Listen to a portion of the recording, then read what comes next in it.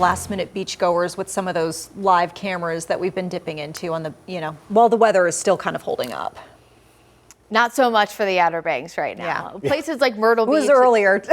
Well, and even places like Myrtle Beach, because South Carolina has that little cove. They typically are seeing lesser impacts in those, of course, closer to the center of the storm, which is not so much, of course, the lack of impact there for Hatteras Island. You can see water already starting to inundate. Storm surge about 1 to 3 feet will be at a maximum for a lot of these areas near the coast, which, of course, is why that precaution was taken and they called for that mandatory evacuation Sunday night. Again, a storm that is even hundreds of miles away from the coastline can still cause impacts, and especially for the Outer Banks because of where their positioning is. In fact, the center of the storm is still 300 miles away from the coast. So near the most eastern tip there of North Carolina's coastline to the center of the storm, still about 300 miles away. Now here in Charlotte, we're closer to 500, but of course we're not expecting any impacts from this storm closer to home. Although we are tracking a cold front right now that is firing up some storms, mainly in the mountains and foothills. So biggest impacts from Erin already being seen, wave heights elevated and high rip current risk. That actually begins Monday night. But on the trim fringe areas of the Outer Banks,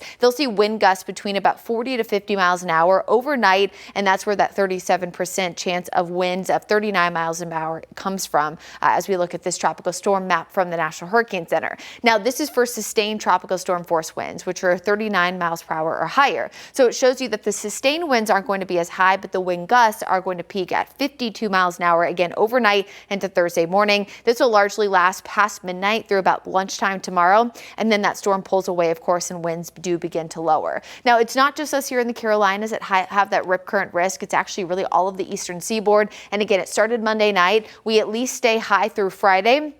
And then by Saturday and Sunday, turn to a more moderate impact there. Now, there are a few areas of tropical storms, or tropical waves that is, that are on the back just behind Erin. I will tell you right now, this one has a 60% chance of development. It is expected to take a similar turn because of that same high pressure system that's pushing that storm to the north and northeast. It does have a 60% chance of becoming our next named storm, but even if it did, there's a lot of upwelling in this area, not a storm to be concerned about. Now, the tropical wave that just emerged off the coast of Africa, 40-40 chance between the next 2 to 7 days, way too early to know, but I think this just gives a glimpse into where we are in the hurricane season. Today is August 20th. From now through October 10th are the busiest 7 weeks of hurricane season. So we've begun to move into the official peak of the season. Now, we're only on the 5th named storm of the season, so if that trend continues, which we all hope it does, wouldn't be too many more storms to track. So fingers crossed on that. Way too early, of course, to know whether or not we'll have more storms or double the amount or triple the amount, things like that.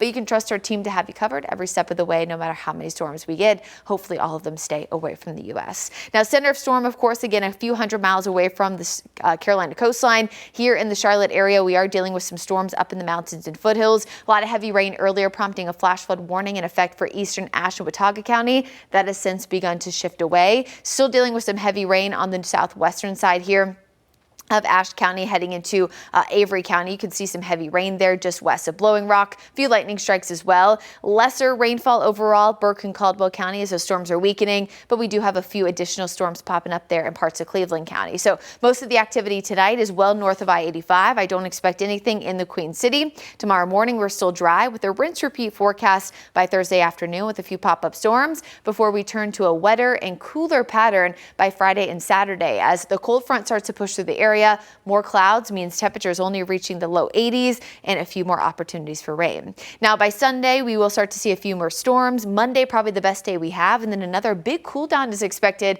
You can see between August 26th and August 30th, we're looking at below average temperatures in the month. Now, that doesn't mean we won't see 90 degrees again until the end of the year, because we often do have plenty of 90-degree days into September, sometimes even October. So if you're looking for the cool air, it's coming. I don't think it'll stay forever. But certainly a trend we'll be watching over the next few weeks, as we've definitely broken that streak of 27 days plus of 90 degrees that happened earlier in July.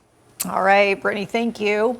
Of course, as we continue to track the weather and Hurricane Erin overall, we just want to make sure that you get the very latest on that front. Add WCNC Charlotte mobile app to any mobile device that you like to use. You can get hour-by-hour updates from our team of meteorologists, and it is free on the App Store and Google Play.